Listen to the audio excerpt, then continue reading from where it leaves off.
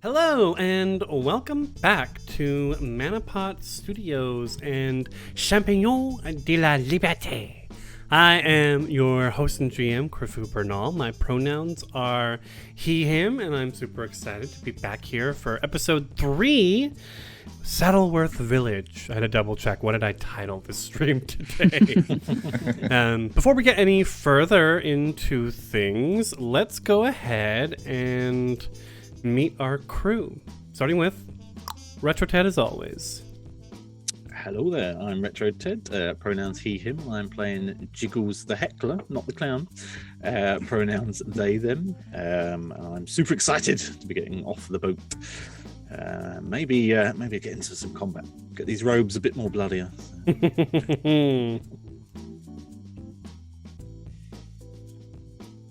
And going over to Pan. Hey, I'm Pan. I play Joyous Hardwell. He's looking forward to getting off the boat because as of last session, he is pretty sick. Very hungover. That's right. Not feeling great. Not feeling great. Eighth is not with us today, but they will be back next week. And then we've got, of course, Inez. Hi everyone. I'm Ines. It's so nice to see everyone. Don't mind me. I'm very tired, so please excuse everything. Hi, I use she, her pronouns. I am playing Jet today. Jet, who is a fetchling, who's just really cool. Just watch. She's really cool. Just you wait and see. Just you wait and see. I'm super excited to show off our new art today. It's so cool. We have got some new art, so you can see it by hopping over to the Discord down below. But I will also show it to you here now, and I'm going to post the link. The artist is Queen Charlotte over at furaffinity.net. Thanks to Pan for helping us find them. And here, let's go over and check out the art a little bit.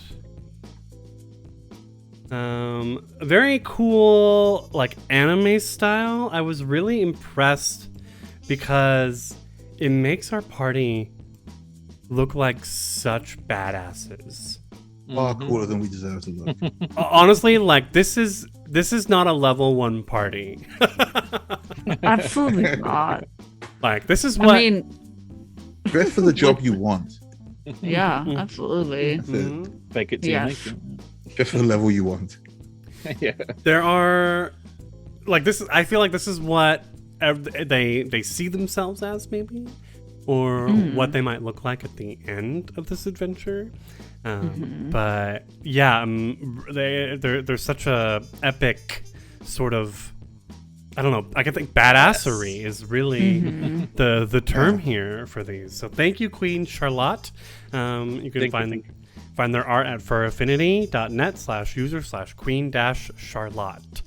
And commission them. They like the ease and pleasantness of the transaction was well worth it. 10 out of 10 would recommend. Hey, Joyous looks so handsome. As well he should. Yeah, all the Shuni girls love him. And like Bork. I mean, if Jed knew that he was this handsome, I mean, God. But his brother was probably better looking. More rugged, more elven gracefulness, I guess. Something along those lines. Yeah, and Joyous does not carry himself with as heroic a gait as this image does. But yeah, he cleans up nice. But I gotta say, like everyone came out really cool. Like Jet looks all the badass you always like play her up to be. Thank you. Yeah, and she has a pair that I can dream of, but it's it's fine. Don't worry about it. She also has the canonically very, very thin waist. Yes. Mm-hmm. I love the shadow cast by the hat over her eyes. Mhm. Yeah, very, very good. Like fully pulling that Kyle realness, that fetchling realness. Yeah, it's really cool. And of course, our bloody poppet, looking quite edgy, I should say. And It's so cool. It's definitely a level 20. I really love in the hood how it almost looks like a jaw, like a maw, like the teeth up above. Yeah. Yeah, definitely. It's really good. It's a really, really good. It's an excellent touch. Mm-hmm. Right. So without further ado, before we get into the game, let's drop the intro music.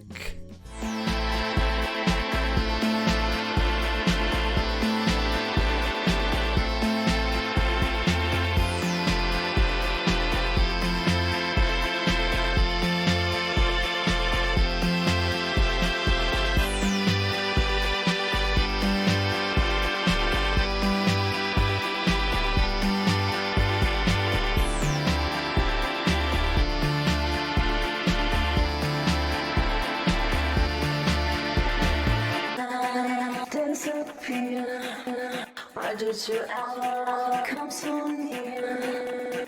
Why did you suddenly disappear? I felt secure until we kissed.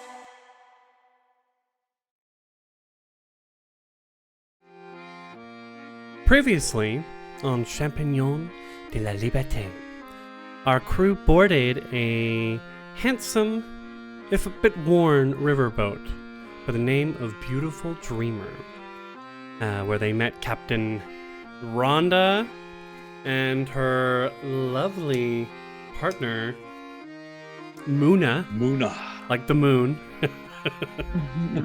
Not Mona. And set off down the East Selen River towards Western Galt and their destination.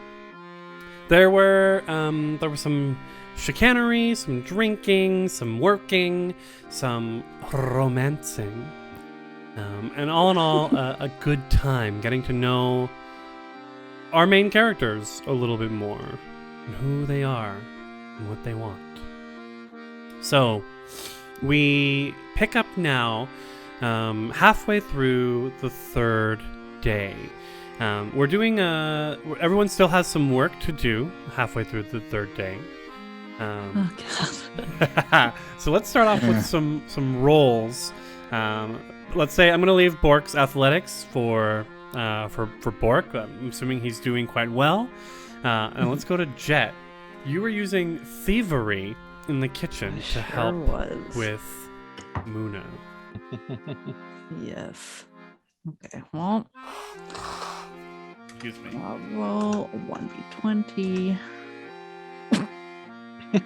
Whoops. What did you get? Oh, What was that? What's that number? Oh no, it's What is no, it's fine. No, it's cool. It's all cool. So that's a 5 in total. Okay. Mm. Okay. So this one, I had 2 amazing meals, and there had to be one shit one. Like, Wow. Right. Is that how it works? yeah, there had to be one where I was just like, it's rations today. So normally a 5 might be just a failure, right? Not a good meal. However, this is Pathfinder 2nd edition. yes, and of course. You rolled a natural 1. Mhm. So a natural 1 lowers the success rate of whatever your end result is. So this isn't just a failure. This is a critical failure. Of course it is. I mean, I didn't expect anything else. Um, Fine. I think so. When the camera opens, we see the beautiful dreamer sailing down the East Selin River. We see Bork, hauling ropes, laughing with the Chuckle brothers. What did we call them? The Halfling brothers. Guffawing twins. The guffawing twins. Yeah, that was it. Maybe the guffawing guys. The guffaw guys. They're trying to make it work. We're not sure. They're still fleshing their names. Yeah. So we see Bork laughing with them, and then the galley doors open, and Jet and Muna come rushing out in a swarm of black smoke. Muna, this pink-skinned human woman with these golden locks, kind of blowing behind her, and Jet, what do you look like? So Jet, I think right now she has her cowboy hat is off. Normally she wears a cowboy hat that covers one of her eyes that doesn't to a point. It's normally a brown cowboy hat, and I think right now she has it off and she's waving it at the black smoke.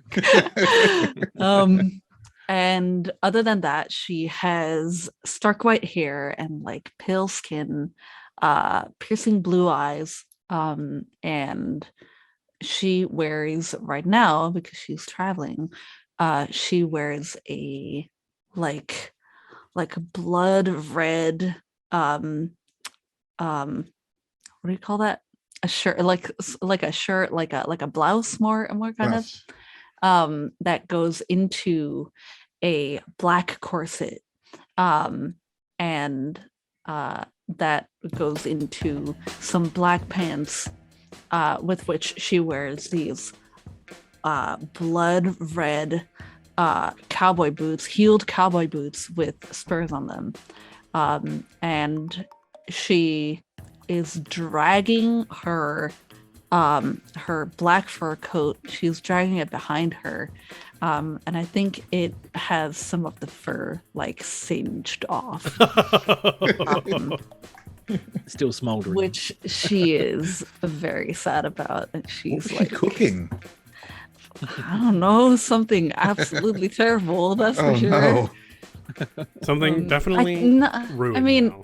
Yeah. I think it was actually on its way to be a good dish, but then something just reacted with something else, and it just went off the rails, just left field.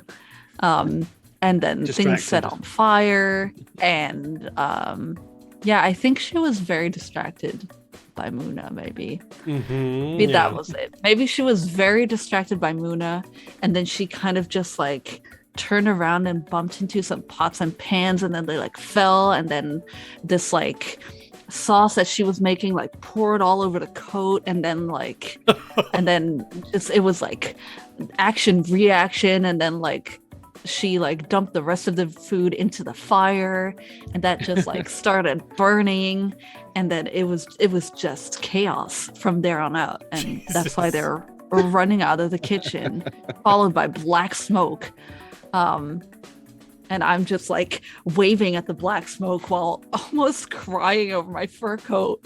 That's fucking ruined. Not this. Bork and the Guffaw guys, the twins, start up a water bucket brigade, and begin and swiftly put out the fire. They're very small, not so wild fire in the galley.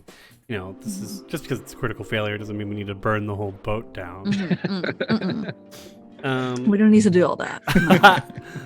Let's go to Jiggles, who is using society to watch people from the crow's nest. Spying on people instead of spying on pirates.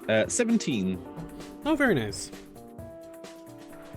So Jiggles, what do you see? What have you been watching from up above? Well, I was interested in Joy's hangover and the pleasure of seeing someone suffering for their own means. Quite quietly remembering that we're he friends. owes me a. Well, at least Hey, I this can is win. introspective here.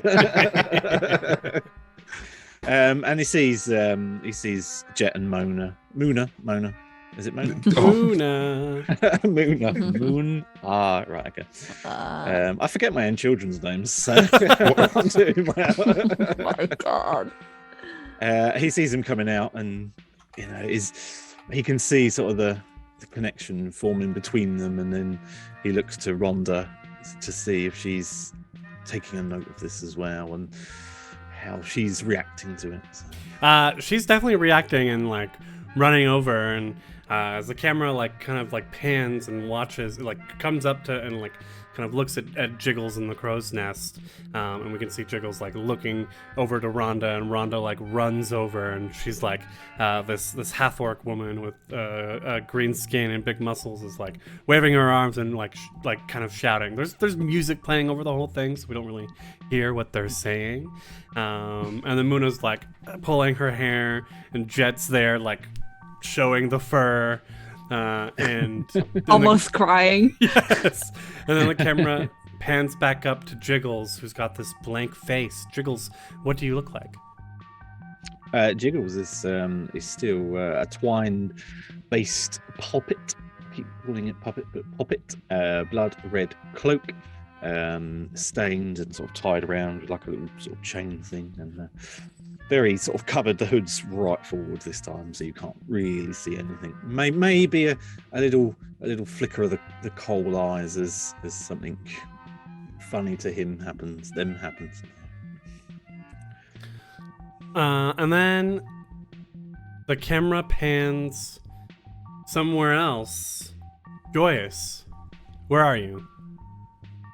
Joyous is probably at the what's the front of a boat called? The prow? Mm-hmm. Yeah, he's at the prow. Still feeling a bit worse for wear.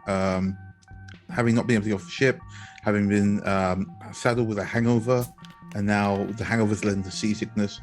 So he is doing his best to look busy, but it's a real drag. Go ahead and give us your deception roll. Oh no, that's a nat 1 plus 1 for 2. Oh. Oh my god. That hangover's so bad. Try getting this boat down. God. So another critical failure. Tell us, what does that look like, my friend? So normally on the ship, Joyce has donned like his finer adventuring gear. He's wearing his green cloak with the buttons that he didn't have to give up to the twins on a waistcoat. But he looks really disheveled now as he starts to mop. The ship churns just slightly to the side, and he just immediately has to go to over the side of the ship and just throw up. Again for the third time this morning. Oh god. Oh god. Jeez Louise. Yeah, well, that's what that one gets you. Mm-hmm. Get him out of the way now, though. Yeah, please. Yes. So we see Joy throwing up over the side, and then like you come up and kind of maybe notice your cloak and how it's definitely become a bit soiled through your Oh no. wild vomiting. I'll leave it to the viewer's imagination what that might mean. Cloaks are getting destroyed Thank all you. left, right, and Thank center you. today. And definitely like the smell seems to follow you around a little bit. Well, I think I've got like token spell or something to clean myself up, but I know it's there. Like he looks around quickly, makes sure no one's looking, and then like casts it on himself. What does that look like as you cast a spell? I was having a look around. He like pulls his cloak up in his arms, and he speaks some words, some magical words, and almost like a sheen comes from his mouth onto the clothes, which then like a screen wipe just downwards, everything is just cleaned off. It's like, you know those hand dryers you put your hands into? Mhm. Oh yes. Yeah, think that, but for magic clothes. I So, love that. does That's a that- good one. Does that leave the vomit on the floor, or does it evaporate Ew. somehow? Oh wow, that's awful. That It is evaporates magically vile. away. Okay. I think you know what it is. He has to like waft it away. There's still the smell. smell. So it's like Ugh. okay, Mhm. all right, there we go. Nice. The Does, sorry, what? does perfume exist in this universe? Absolutely. I certainly hope so. Thank God. I mean, it's Galt, so even though like the nobility has been, eaten, Mhm. perfume is still very much a very popular thing for those that can't afford it. Got it. Yeah, I you think- can't I start think everything Jet- right. I think Yeah, Jet maybe. probably has like a vial of perfume for sure that Uh, she used very sparingly. Let's see how much that costs. Oh God. Because it's Oh. Pathfinder, Cost for baby. Let me go ahead and do Expensive a perfume. quick God. search. And we'll see. But If anyone does smell anyway, anything, just blame it on one of the twins. Actually, Bork's not hit. Blame it on Bork if anyone smells anything. you could. I don't see perfume in here, so I'm sure it has a cost somewhere. I'm just not searching for the right thing. Got it. We pan over to Rhonda, who shrugs after hearing about the dinner and says, "Well, oh, what did she had a crazy accent that was like all over. It was a very Fun with that. global accent. Yeah. A world It was traveler. crazy. It was beautiful. She was like, well, South African England. it shouldn't really matter. We're going to be making a landfall today, and we can eat dinner ashore, huh?" And she kind of puts her arms around both Muna and Jet, and like kind of grins, and like these fangs come up and squeezes the two of you super close. Ah, It's really cute. However, Jet is so mad. She's so mad. And indeed, as the sun, we sort of fast forward and the sun begins to like set a little bit, and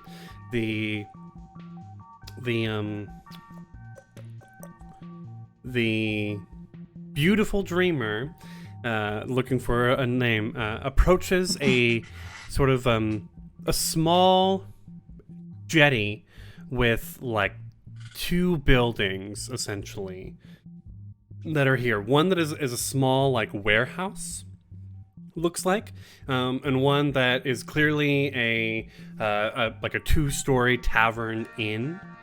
And we need a name for this tavern inn. this story. What kind of? Does it look fancy? Does it look like? It looks utilitarian. As you're kind of watching, you can see a few humans and halflings kind of like scurrying around. There are some dock workers that look like they're employed by the warehouse. But the warehouse and the tavern both are sort of painted in the same colors as if they belong to each other.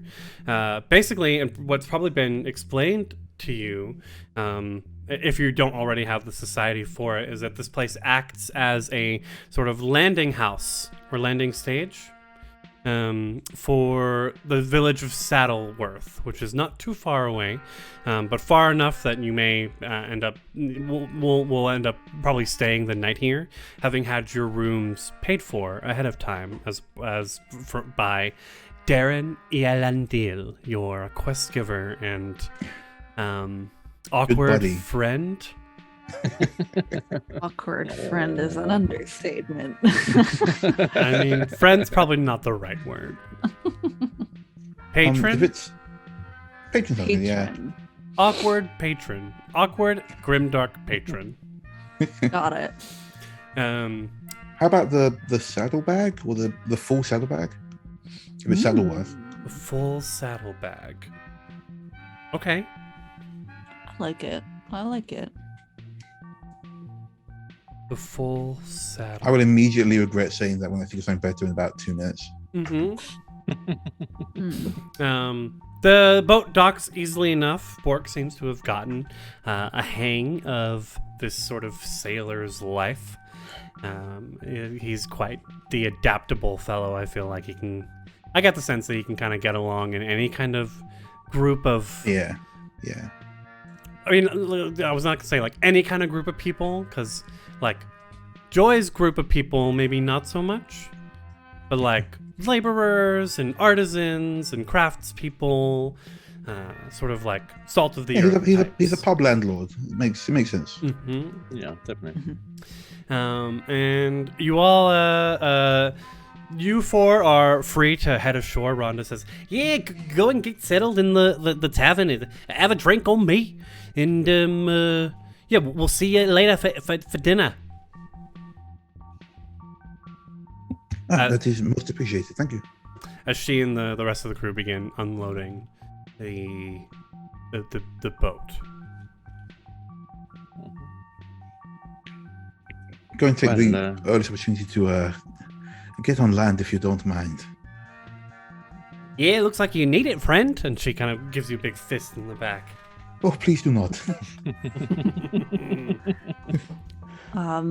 Chet puts her hat back on, and like slings the fur coat around her shoulders very sadly. She like looks at the burn and she kind of like tries to like dust it off, and it like doesn't really work, and she's just like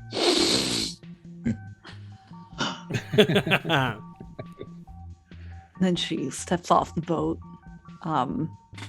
and goes towards these buildings. The buildings are the tavern itself is not tavern/inn. It's not too big. It doesn't have much call for a lot of travelers. So when you arrive, there is an elderly halfling man with a big white bushy mustache who kind of like looks at you, and then like looks in this like big old book in front of him. "Oh, I see. You are the guest passengers from the beautiful Dreamer?" Aye, that is correct. Aye. You've been given a one room, 4 beds. Is that right? Is that right? That does seem... Are you sure it's not a mistake? It seems like we should have 4 rooms with 1 bed in each room. Well, we have a few of those rooms, but one of them is taken by the Capitan and partner, and the other rooms they cost more. Jet, is this okay with you? I mean, I don't mind personally. It is I've known Bork for a long time, and your friend is a puppet. Are you all right with this? It doesn't bother me. I do not need sleep, but if you wish, I can lay there and stare at you all night. It makes you feel more comfortable. It does not, actually, at all. It's weird that you would say that. Well, some people get comfort in these things. I feel like these people perhaps should reevaluate their opinions. I Jet is take just it like as a compliment. Yeah. Jet's just like rubbing her face, and she's like, I can work with this. It's fine, really. Just give us what we were given. It is fine. We will find a way to make it work. Fair enough. We will take the room. Thank you. Well, you are right this way then. The elderly halfling gentleman, who's wearing like a sort of like butler uniform that's like a little bit threadbare and moth-eaten, leads you upstairs to the first door on the right, where there is a nice room with it's fairly large enough so there are 4 individual beds, not 2 bunk beds, as those of you who've been around may have seen in some other. No, bunk beds are not pleasant. Not Thank the most God. pleasant. Thank God. Honestly.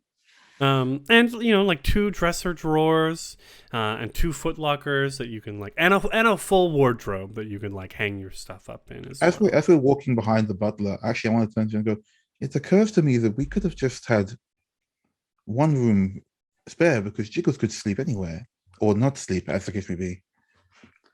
Yes, but they are more expensive. We do not have money. That is why we are here. Sure. This is why some of us are here, but understood. Well, I mean, I'm sure someone of your caliber could find their own bed for the night, if you know what I mean. George looks at Jiggles, He can't wink. Points at himself, and then points at Jet and goes, I do not understand. Is he talking? He doesn't have eyes, so it's hard to tell who he's looking at. He is talking to you. Oh, I am. No, I am not. I'm a light sleeper. It's fine. My halfling friend, what is your name? I am the garçon Jamie. Jamie? Jamie. Got it. Thank you, Jamie. And I'll slip him a silver for his help. Oh, he's looking at this living doll that is the same size as him. So it's a little who's clearly covered in dried years old blood. Oh yeah, right.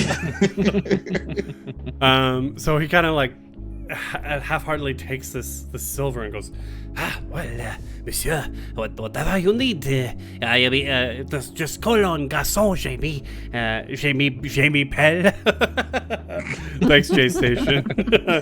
And I will do whatever I can to help you, to serve you in this fine establishment. The full Saddlebag belonged to my mother before me and my grandfather before her, and it is a tradition in the Pell family line. Oh my god. Yeah, Jet is just rolling her eyes. She's like, oh my god. It is a very, very noble-looking establishment. Maybe we could catch up later on. We're meant to be having dinner on the ship, but I'm sure we could make other arrangements. So. I'll just out of character for this. Dinner here in the tavern. Oh, okay. They're going to be sleeping here in the tavern as well. Okay. Well. Do we need to dress up? What do you know? This is a classy establishment. We do not wish to offend. For 2 silver more, me and my wife could wash your clothes for you and make you so that you are suitable for dinner and fine company. I'm side-eyeing Jet so hard. I'm like, wait, is he doing some kind of double bluff, or is he getting ripped off? I can't tell. I don't say, but that's what I'm just side-eyeing her about it. And Jet looks at you and she goes, and Jet then shows her her absolutely ruined fur coat, and she says, "Can you do something about this, or no?" We can try our very best, I assure you. She reaches out the jacket for him, and if he reaches out for it, she pulls it back just a little bit, and she goes, "If you ruin it further, you will hear from me." Yeah, we of course. We will do our very best to make sure this is much taken care of. Don't you worry one bit. And then she lets go of the coat. If he's holding it or no, that's fine with her. If it clatters to the ground, it probably does. And she then just opens the door to the room.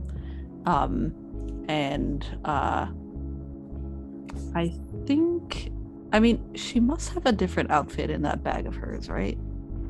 Outfits cost money. Of course they do. You can have another outfit, but you'll have to pay for Pay it. for it. Yeah. Okay. Well, how much is that? Let's take a quick look. Outfit or clothes? Is there like a way to get one here? In this? Potentially they might have some extra. I've pulled up the cost of living prices. As Joy was wondering about, okay, is 2 silver to get the laundry done? That bit, like, is it that expensive? You can survive for about 4 silver a week. We're gonna call that like, here's the prices of in-stays and meals. Perfect. So like 4 silver, we're gonna call that like rent, like food and board, essentially. Got it. Lodging on a floor is about 3 copper. We'll have to like sleep on the floor somewhere. Lodging in a bed is about 1 silver per day. Lodging in a private room, Joy, is about 8 silver per day. And then, yeah, so that like, and then lodging in an extravagant suite is 10 gold. So that one jumps up quite a bit. That's a huge markup. But a suite, you gotta imagine, is probably like several rooms, at least 2 or 3 beds, and maybe like room service in addition. He's telling us all this, and we're nodding along until he gets to 10 gold. Stop listening. Yeah. Why is tearaway clothing here on the equipment list? Because that's tearaway very clothing. important. Excuse you. Tearaway clothing is about 5 silver. Can I buy some tearaway clothing? Just to do can. like Yakuza moments? You Oh my, yes. Yes. You absolutely can. Here's something called a wardrobe stone. That sounds amazing, actually. What? That's perfect. There's the moderate Does that one and mean a greater one.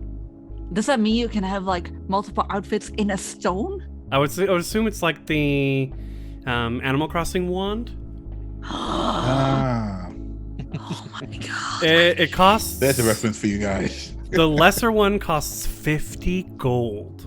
What? It takes a minute of meditation, of envisioning.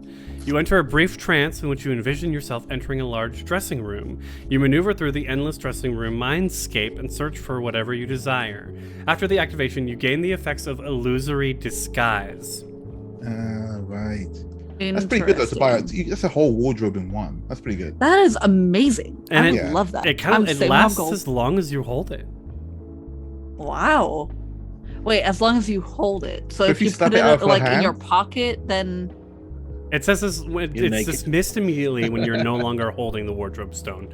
But Oh, the disguise can like makes it appear to be like a glove or a bracelet. interesting. So anyway, there are outfits that you can like look for.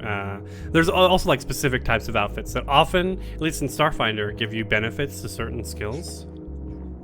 So if you want to do like Yes, a quick Google for it. Yeah, I was more like thinking about just like normal clothing that like, you know, or like recolors of the clothing that I already have, you know, or like I keep the corset and I get like new pants and a shirt, you know, or something like that. I mean, I'm gonna have to have a new fur coat because these bitches are not gonna fix that. Basic clothing, ordinary clothing is 1 silver. Peasant garb, monk's robes, or work clothes. Fine clothing is 2 gold. So I'd say that my clothing is more of like fine clothing, I guess. Mhm. Because it's not like work clothes and it's also not like robes that I have. So Okay. So fine. Okay, so well, if they have a store here, well, I'll actually ask Jimmy. I go, Jimmy, do you have a clothing store in town or no? His eyes quickly like he does some like mental calculations. We, madame, we carry a small assortment of clothings that one may need that are coming off of the road or upping onto a ship. Yes, very modest, of course, but for a fine young lady as yourself, we will see what we can do to suit your needs. Mm-hmm. Okay, well, I will make sure to pay them a visit.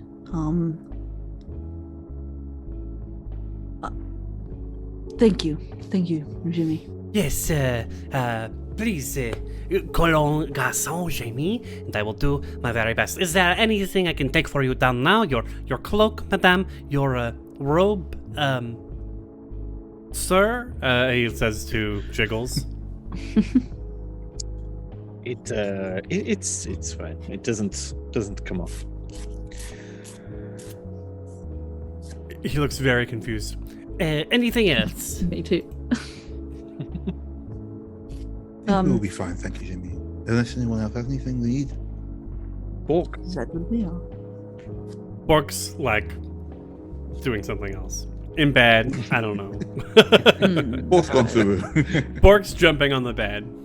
Yeah, I give Jamie a polite bow and make my way into the room, I guess.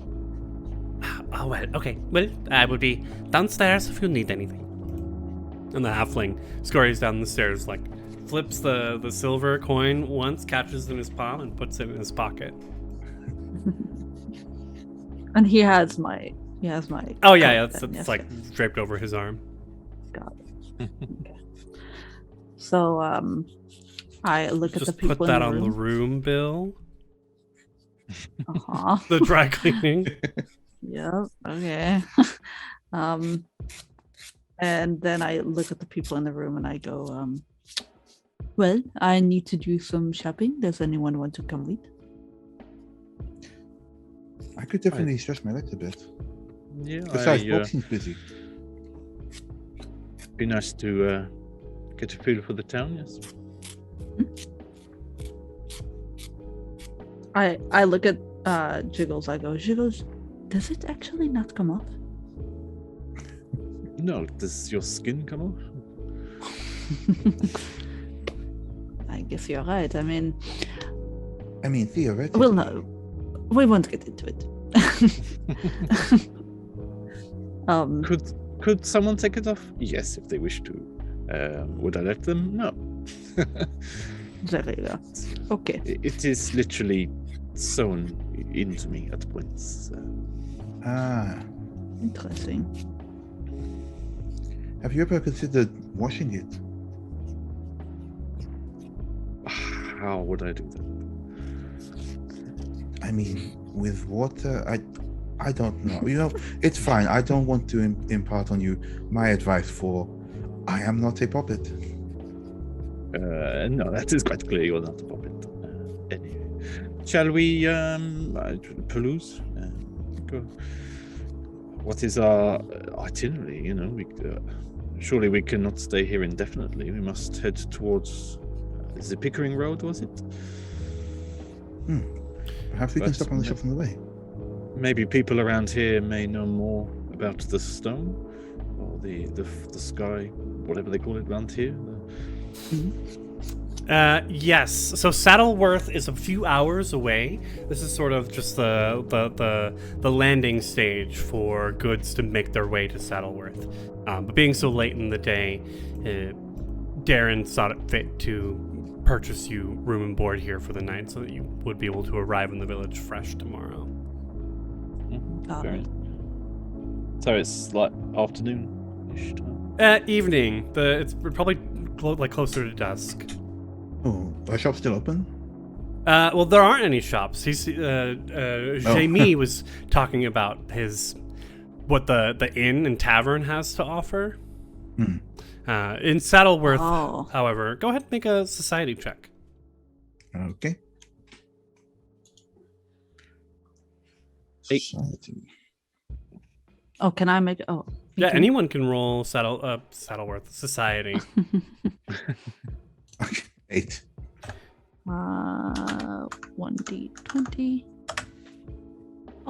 Hey. 15.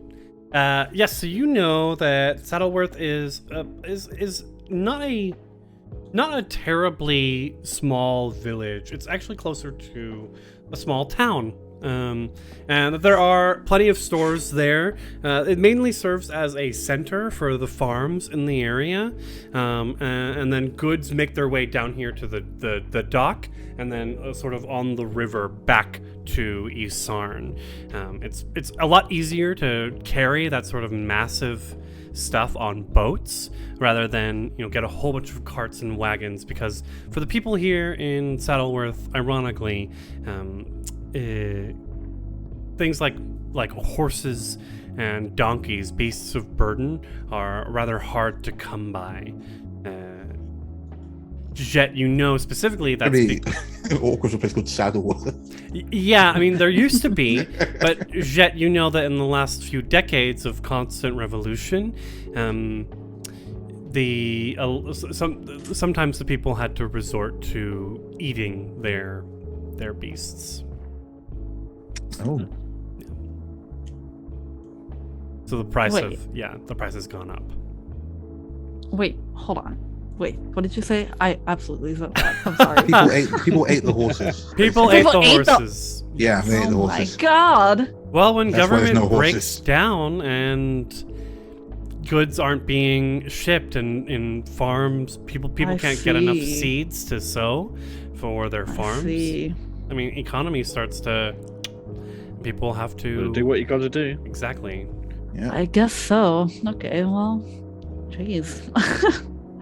But it also Um, sounds like it might be too late for us to go shopping, so maybe just like a walk to clear our head before dinner. No, Jamie said, "Please, yes, I will sell you whatever will make me money." Essentially, Yeah, Got that's it. what I figured. I thought she wanted to go shopping. he said, "I am cutting my own throat." Ah, got it. So do any people live here, or is it just them? It's the warehouse people who manage the warehouse and the docks here, and then Jamie and his wife. Okay, well, that's not a lot. Shall we head down? Maybe see what we can find out. Sure. I can assume that we left our luggage in the room, right? Mhm. Cool, that's fine then. I will take a moment to change cloaks. You can tell that the rest of the crew is making their way in after having unloaded the beautiful Dreamer, and they are checking into their rooms as well. Okay. I think Jiggles is going to concentrate on Gaston Jamie as he's interacted with him. So he's going to seek him out as we head downstairs. He's behind the bar. Ah, yes, my wife, Jacqueline. Ah. Nice, good. J. Jacqueline is hard at work on your cloak, madame, and we'll have it ready for dinner time, which will be served soon.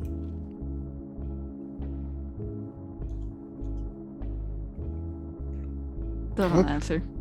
Is there anything else I can offer you before then?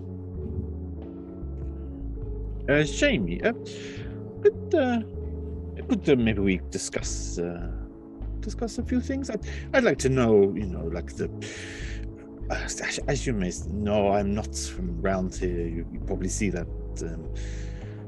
The weather here, is it always like this? Or does it get stormy, or is it typical time of weather, or has there been strange effects happening? The weather is not so bad down here, but closer to Saddlesworth, I've heard news. There have been, nothing to worry about. I'm sure. The old elderly halfling kind of fidgets with his mustache. Well, could I have a drink? I mean, I'm sure you can discuss, more about these strange rumors. It's always interesting, and it slides him another silver piece. It's not every day well, you hear yes, about something in the sky.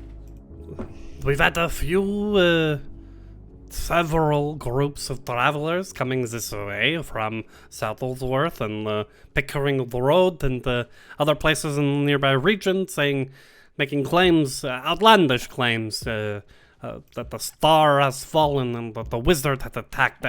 Nonsense, I'm sure, but you can learn much more in Saddlesworth if you're interested in such things. Just stars and wizards? Surely that's not normal, is it?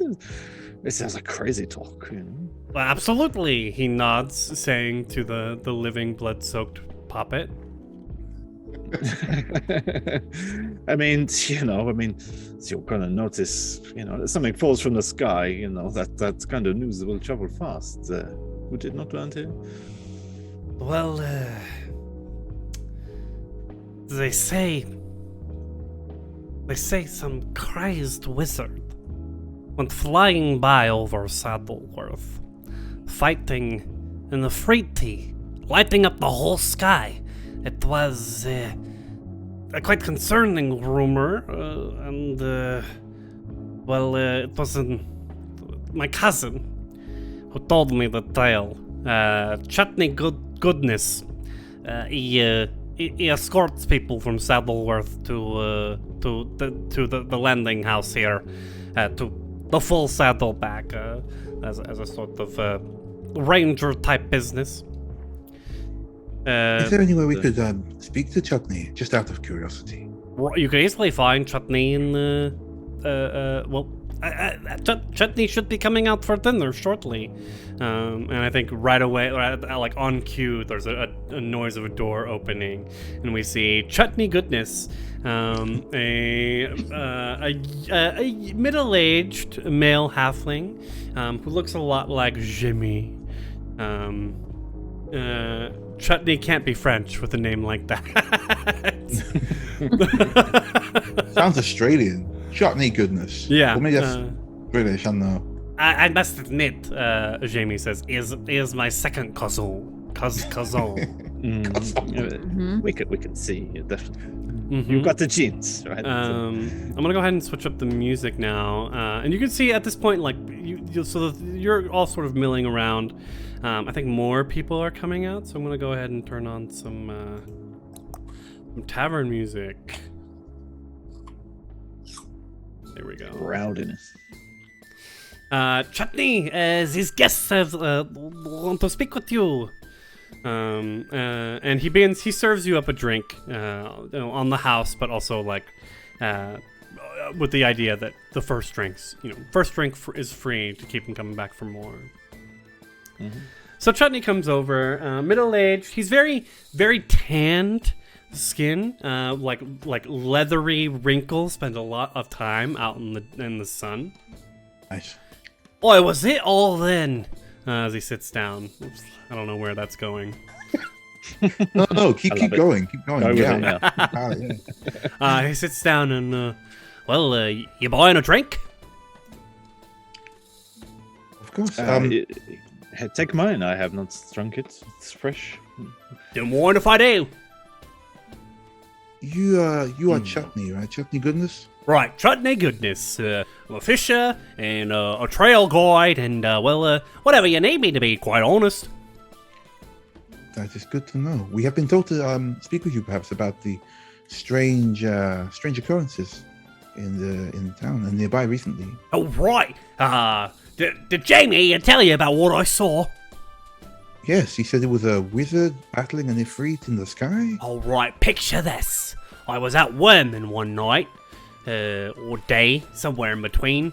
I'm sorry, you were worming? Worming, yeah. You were doing the worm, or?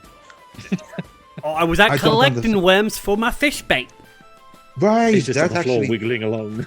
That tracks a lot better than I was thinking. Please continue. So, all right, I saw this blue wizard sailing across the sky, casting spells. It's this giant red shape. Australian French accent, why not? Glowing like a ball of fire shooting across the sky. Huh. Which way did they go? Northwest, I think it was. This was in the nearer to Saddleworth, of course. I see. I'm gonna turn to the other two and say, do you think that this could be perhaps something to do with the star? It seems odd that two things would fall in near proximity so fast. I think, as with a lot of things, that everything has a basis of truth. He seems like he maybe inflate the story, but it's worth bearing in mind. You should have been there. Bam! Wow! Shah! The blast of magic was so massive, and the wizard beat the Ifriti hard, just driving it across the sky until they both blew up. Beyond the orchards, towards Pickering Road it was. I'm sorry, they blew up? They blew up and ash scattered everywhere. So they're dead? Oh, I didn't stick around to find out. Pickering Road, you said, right? Mm-hmm. For exploded wizards. This could be worth a small trip, don't you think, guys? Something to wet the whistle. Well, Chutney, you maybe you could be our guide in this area. Oh, well, with all that's been going on, I'm not so sure I'd be heading out there, no matter how much you'd be willing to pay me. Oh, I'm sorry. I thought you were a guide. We must have been mistaken, Gerald. I'd be happy to take you to Saddleworth in the morning, but beyond that, towards Pickering Road, no thank you. And why is that? Well, Your wizard has exploded, you said. a lot of strange things have been happening out there in the last few weeks, and quite frankly, I like my life. I enjoy living. And I'm not in a hurry to join those who ain't living. You get my drift? Of course. Could we get another drink here for Mr. Mr. Goodness? Mr. Chutney. He gladly takes it. Okay, so let's say you cannot take us all the way, but we are of an adventuring kind. Perhaps you could give us the lowdown. Tell us what we could be expecting in terms of weird things.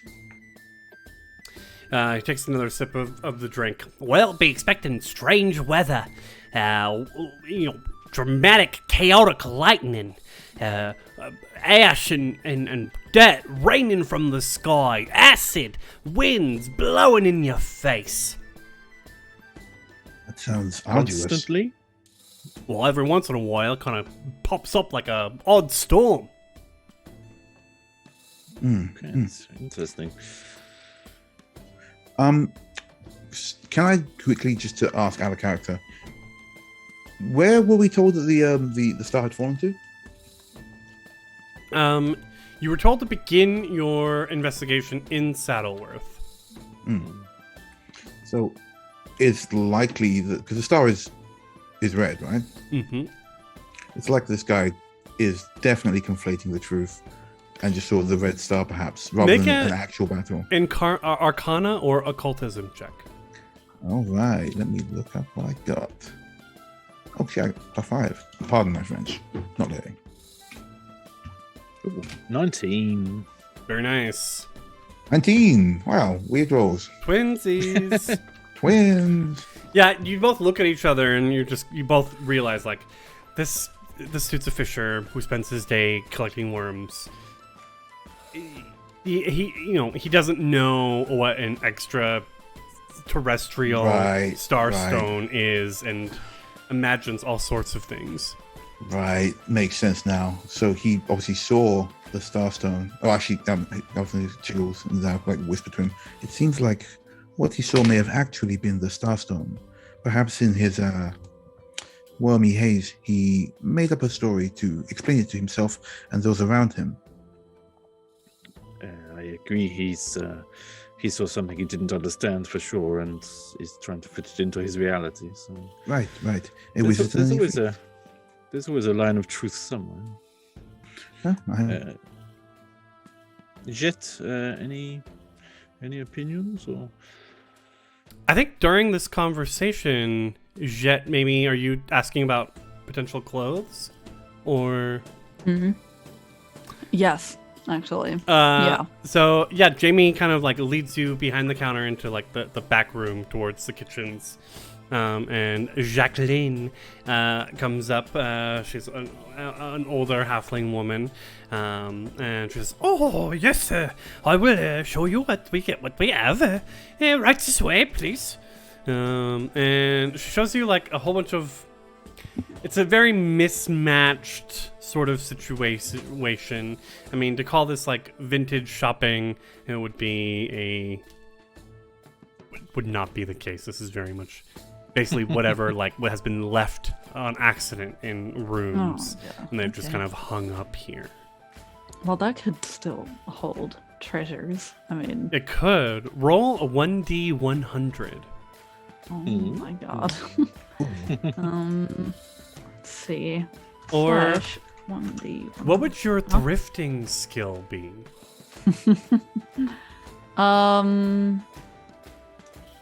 Like, let's see.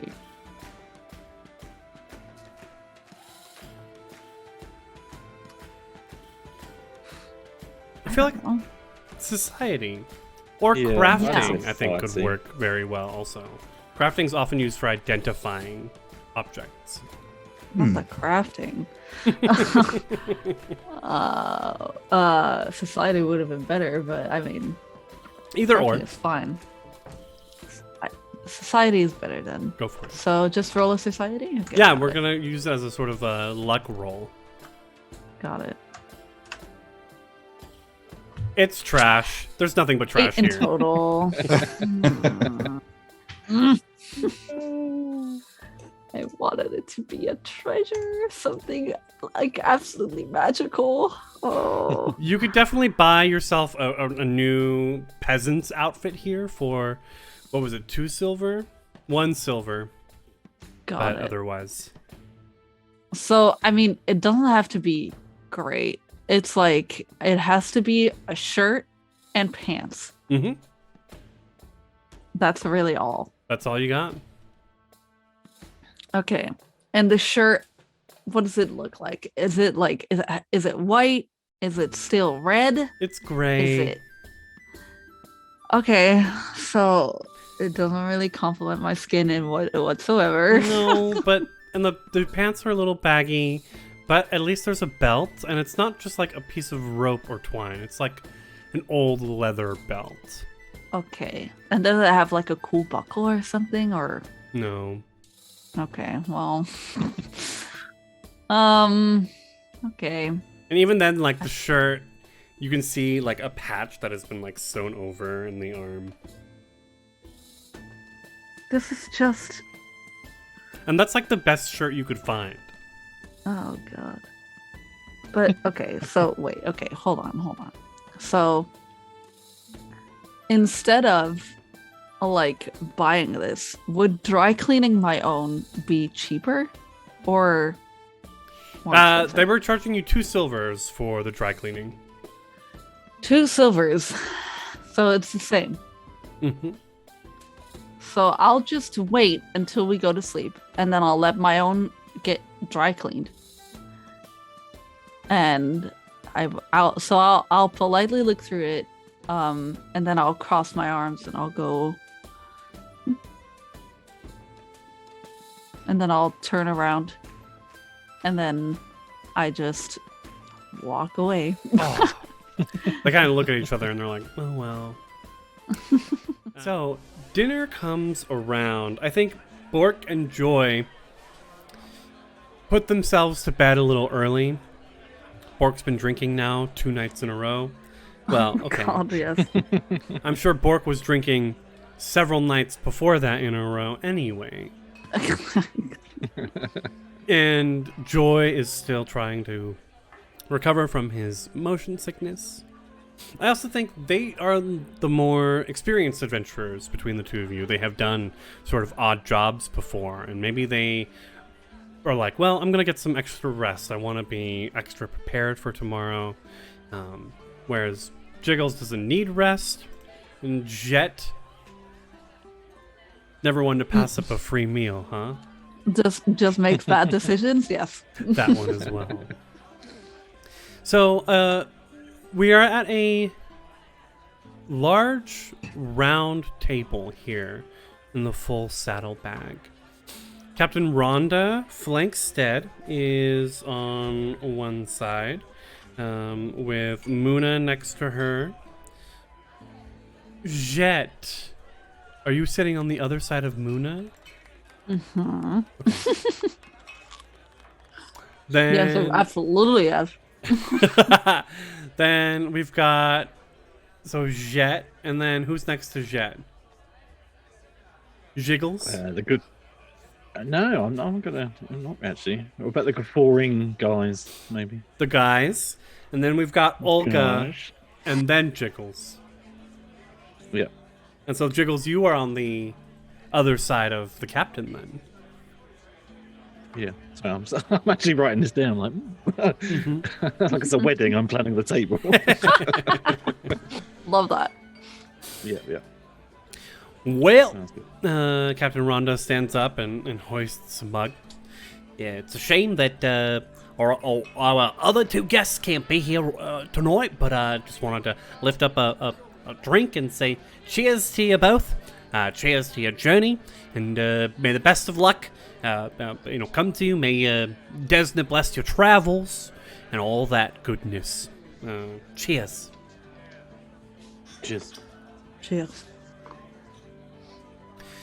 She kind of sits back down, and as the dinner continues, Garçon Jamie serving a nice, like,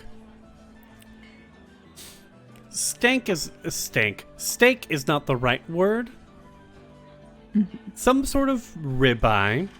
It's a piece of meat that's been seared nicely.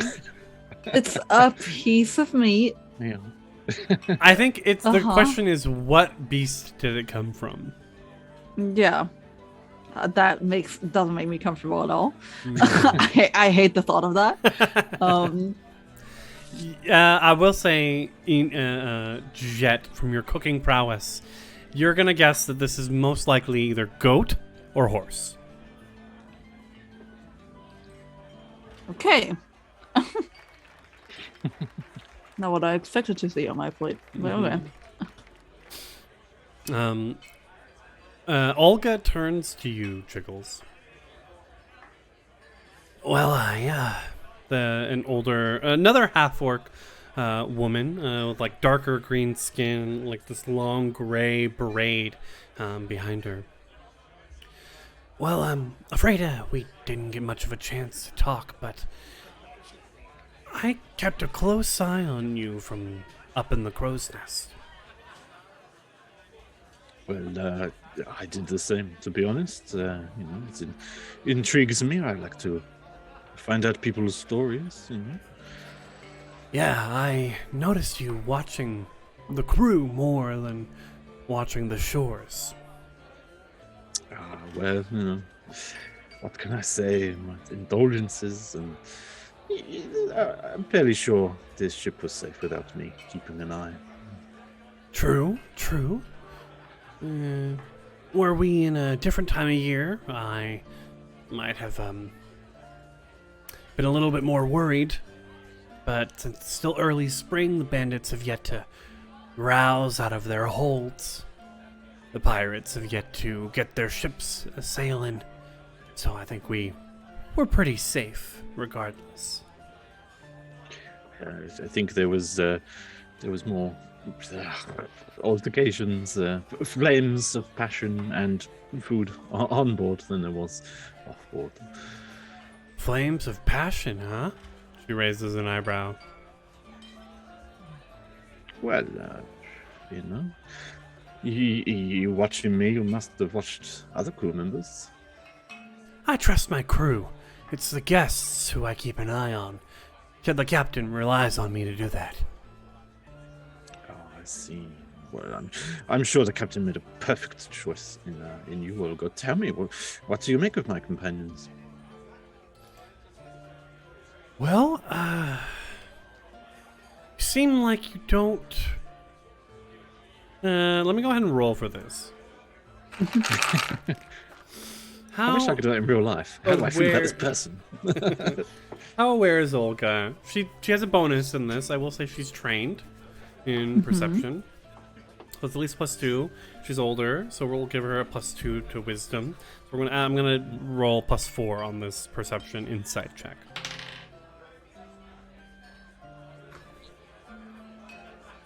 You seem powerful, but inexperienced. The four of you don't seem to know each other very well. Am I right? Well, I mean, what is knowing someone? Biblically, no. We do not know each other. But we are a newish party. But we are certainly skilled in our own rights. And what is Everyone has to start somewhere. What is it that you bring to the table, Mr. the Heckler? She's like on her second beer. Oh, I bring many things, especially a companion that doesn't eat or sleep, Even the most watchful of people need to sleep sometimes. That's right. Well, I've grown kind of fond of you four over the last few days. And I wanted to give you something. And she kind of reaches into her pack and pulls out a twine bag, much similar to your own twine body, and hands it to you. That's screaming internally. It falls a little heavy into your hands. It's this like sort of cylindrical metal-like object. I was like, is she giving us money? And then you said a cylindrical. I was like, okay, well. Thank you, I guess. May I ask why you're offering this to us? To you for doing a great job on board. Just take it. Don't question it. Do I Don't get look any pings of magic off of it? Or... You'd have to cast detect magic if you were going to do that. Alright, okay. You could also open it. Yeah. I'll have a peek inside. You open it, and inside you find a spyglass. Mm. It's old. The glass itself is kind of blurry. Probably needs to be washed or cleaned. Or could definitely do with some oiling or polish.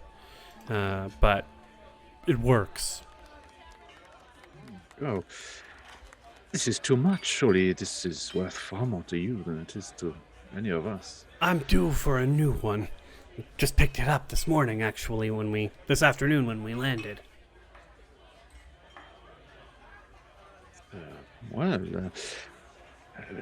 Thank you very much. I mean, it is more than a gift. Can we repay you in any way? Or? Yeah, you can talk about the beautiful dreamer. Let people know we're always looking for guests. Or if you're heading into Saddlesworth, let them know that the beautiful dreamer is gonna be here a few days. Any goods that need to make their way to East Sarn might end up on our boat. You understand? Yes, I think I understand. The beautiful dreamer is a very capable ship with a very professional, hard-working crewmen. Mm-hmm. That's what I like to hear. Well, thank you very much. It's much appreciated. Let me buy you a drink. What do you have? Another beer, please. And she kind of like Another beer, of course. takes a big old swig as she gets ready for a new drink. Did anyone else see this interaction? Probably Jet. She's been keeping a close eye on you too. Ever since she gave you a bag, Jet was like, Jet, as you're like kind of staring at them, the twins are doing their own thing. Rhonda and Muna are doing another thing, and you hear Rhonda go, Jet, what do you think? what do I think of? Jet, Muna says, well, Rhonda and I were just thinking, I mean, you know, I'm sure you're awfully cramped in that small room with everyone else.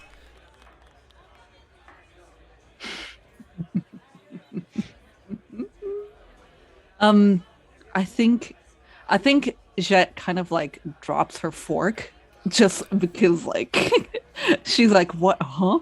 You know, so she kind of drops her fork and it clatters on her plate, and then she's like, sorry, well,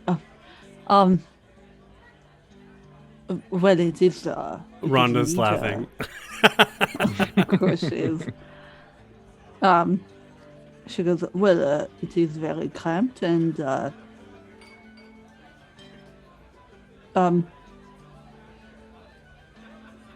yes, why not? Great. Well, I'll make sure that the old garçon draws us all up a bath then. Yo, Jamie! Shouts across the inn, and elderly halfling like comes over, and she drops a gold coin in his hand. Make sure that the bath is filled up for the missus and me. And gives you a wink, Jet. Oh my god. She just kind of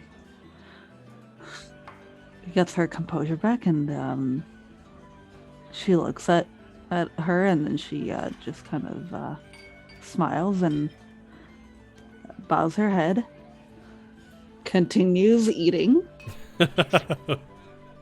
like kind of like very confused, very much like what just happened. But okay, sure, cool. Both of you make a perception check, please. Because neither of you are Okay. capable of meeting this with a passive perception. I don't think I've done a perception check on this sheet. Where is it? It is not a skill, it is in a different spot. Oh, it is. It's like Oh yeah, above got it. somewhere else. Like, Perception is Where is its it? own thing. oh, there, God. +5. Plus Oh, I got 5. a so- huh? 10. 22 for me. Oh, I total. have Wow. the wrong score. Okay, 22. Jiggles, you have a +3, right? Yep. So I got a 10 too. Okay, so Jiggles, you're maybe talking to Olga about other things. Jet, as like you're kind of like coming back to Earth from this realization. Mm-hmm. You overhear a conversation at the table behind you. There are a few people there. I think four couples, a human pair and a halfling pair. Mm-hmm. The human is kind of like a younger man, sort of like pale orangish skin, with like very short buzzed hair. Clearly was shaved at one point, is growing back, and the halfling is a more middle-aged, a darker-skinned man as well, with like graying hair, very much like a widow's peak. They both have lines in their skin and the wrinkled faces to represent a lot of time in the sun, and are wearing sort of your basic farmer's outfit. That's a bit clean, dinner at the tavern, and they're arguing a little bit more loudly. The human man is like, No, it must be Gozdore who has brought this awful curse upon our land. I do not think that my goats would have survived much longer if I had not started to hurt them down here southwest, away from all of the madness and danger that is happening now towards Pickering Road. No. Please, no, don't talk about that. Gozray would never. What is going on here? The dark-skinned halfling man says, it goes against the laws of nature. With such a massive sort of explosion, it's gotta be like Nethys and like an imbalance of magic, or I don't know. Maybe even Callistria is bringing her vengeance down upon us. You know those weird elven gods.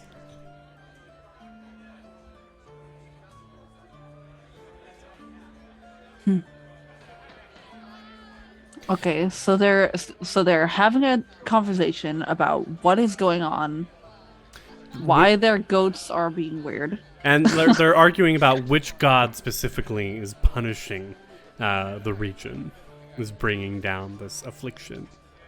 Or it must be deific intervention. Okay, I roll my eyes at that.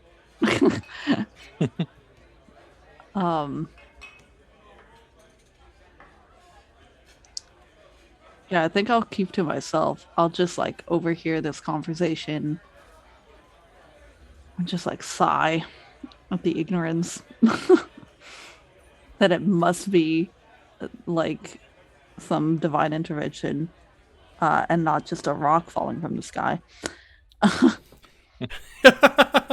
I mean, like the idea of outer space is gods, at least exist. Like clerics cast spells and pray to gods. Yeah. But like outer space, what do you mean there's space beyond the sky? That doesn't make any kind of sense. Okay. Maybe. I bet, I think I'm trying to put myself in the shoes of a... Or I guess halflings don't really wear shoes. They're more like foot sleeves. Got it. However, Jet does have more of like a realization of like there's a moon, so there must be, and stars, so they are somewhere, so a rock must have just fallen from the sky, and there's there must be some like kind of magical thing that radiates off of it, so maybe it is like a magical imbalance. Maybe this person is right, who knows, but not like a god did that, I don't think. But she keeps that to herself. She has those thoughts in here, and does not speak of them. Okay. And she just listens and shakes her head. And dessert comes. It's sort of a creme brulee before the fire part. It's just kind of like a nice caramel pudding. Got it. Just more of a flan, maybe? Exactly, a flan. Yeah. Love that. Mm-hmm. Love that. Are you eating any of this, Jiggles? No. You're just looking at it with a blank face. They technically don't have a mouth until they cast Glutton's Jaw, so... Got it. I mean, Jet just looks at them and sees that they're not eating, and then she just goes... like, she does like a... An okay sign? like that it tastes good, and that she hopes that Jiggles like gets some sort of satisfaction from that. Jiggles just sort of nods and makes a mental note of the interactions between Rhonda, Moonar, and Jet. Okay. Love it. How did the two of you spend your night, if I may ask? I'm not spending. You know what I'm doing. Yeah, I think it's like after dessert, if they like, I think Jet will wait until they travel upstairs and then she will wait a couple minutes, maybe 2 minutes, and then she will get up, leave her, like fold her napkin, put it on the plate, thank the two for the lovely dinner, and then make her way upstairs, I guess. Jet, before you go, Oh. I think after you've had your second dessert, probably third and fourth, I think we need to talk. That Olga, she gave me something I don't understand, and I don't necessarily trust her. But these are for later times.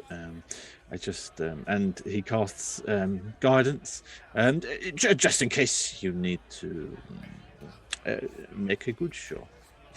You freak. That's great. That is great. I love that. Wingman number 1, dude. Mhm. Hell yeah.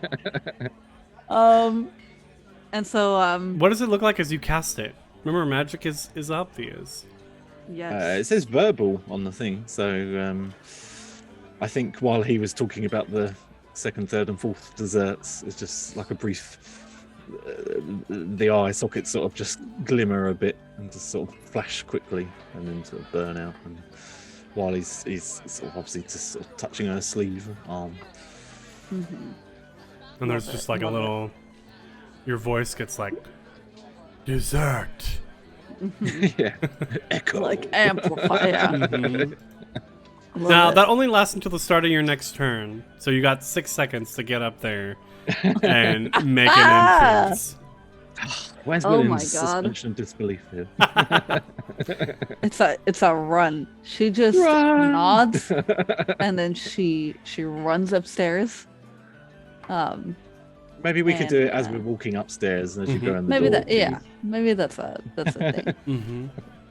Yeah. So, So with that's it. demonic blessings, What? Jet enters into the boudoir. And as God. you kind of open the door, you see the bath like this big, Witcher style tub. Love it. And it's like steaming, and both of the ladies are in there with like kind of very loose robes. Yeah. And like they're both like looking at you and smiling. And then the door shuts behind you. Okay. I love that. Fade to black. Mm-hmm. Jiggles, how do you spend your evening?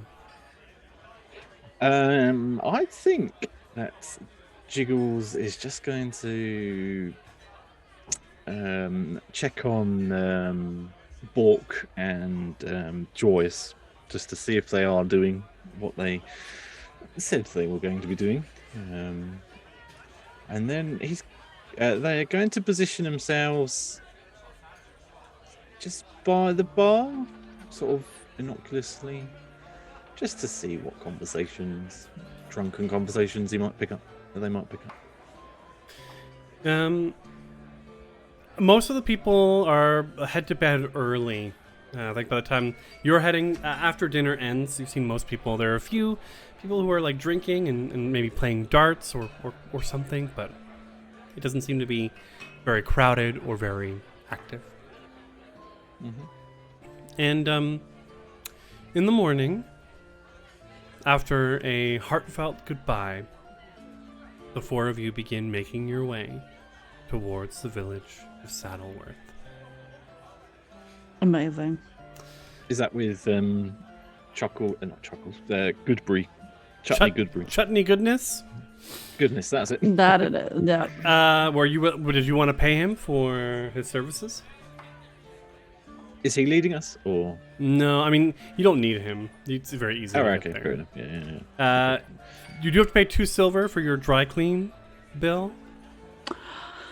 I forgot about that. Mm-hmm. Oh yeah, I totally as when I left the boudoir, when I entered it, after that, like the door would go on like a she would open it a little bit and throw all her clothes outside so that it can be dry cleaned. And so she'll come back in the morning, of course, with a fresh set. Perfect. So if I'm remembering correctly, so 10 silver is 1 gold, right? Yes. Okay. So 2 silver. So that's 8 silver left. Got it. Lovely. Cool. Okay. And that is where we're going to end today's session. Unfortunately, Yeah. it's one of those weeks where shit happens. Yeah. Shit And that's okay. Yeah. Shit happens, life happens, and sometimes it just be like that. That's okay. Just be like that. So let's go ahead and do some sign-offs. Yes. Inez, where can we find you? Hi, it's me, your friend Inez. Well, playing Jet today was really fun. Even though I was like out of it, it was still really fun. I just like her a lot. Let's see. You can find me everywhere, mostly on Twitter and TikTok, on at Inez666, or with an underscore behind it for Twitter. I think only Twitter has an underscore behind it. Or maybe my TikTok does do. I don't even know. It's Inez666. You'll find me. It's fine. I have my face everywhere. It's cool. Let's see. I'm also to be found on Twitch at Inez666, and I will be streaming there soon again once my mental health is good and well. Let's say that. And let's see. This Wednesday, I will be over on Lightfoot Rogue to play a Vampire the Masquerade game, where I will be playing a very special someone that will be revealed once I get there. Because it's a crossover episode, so it's not my campaign, so I don't know these people, and it's going to be very exciting and very cool.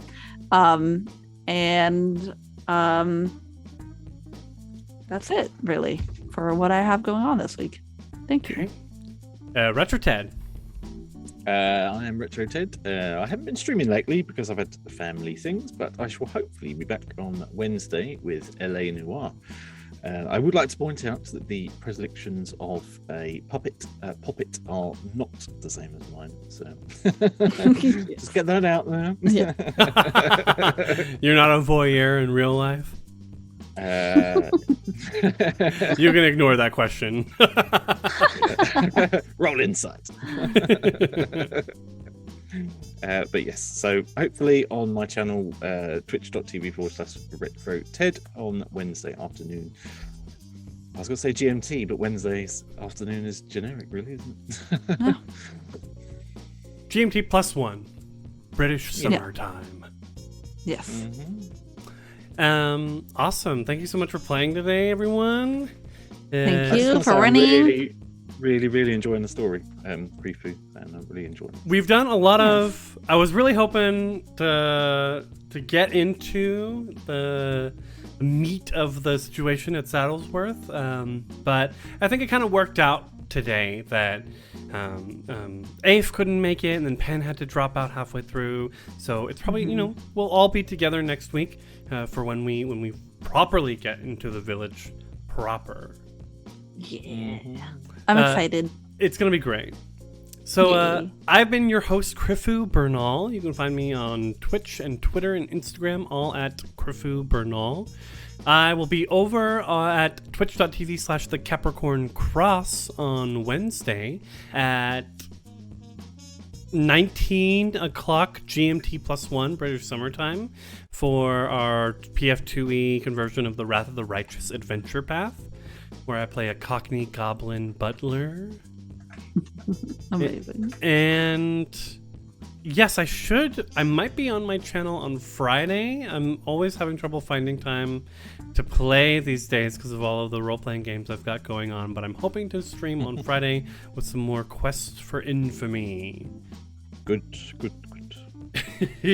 And with that, let's go ahead. We're gonna go ahead and raid. We're gonna raid out. I'm gonna pick something as we raid. So please stay tuned and join us for the raid. It's always good to show the love for the TTRPG family. Not my favorite hashtag, but the community as a whole. Yeah, we'll see you next week for the 4th episode of Champignons de la Liberté. Yay. Bye. See you later.